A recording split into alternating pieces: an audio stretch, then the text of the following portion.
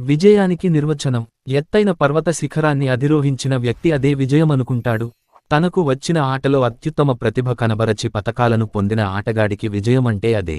నిద్రాహారాలకు దూరమై ప్రయోగాలు చేస్తూ ప్రజలకు అనేక ఆవిష్కరణలు అందించే శాస్త్రవేత్తకు తాను సాధించిందే విజయం.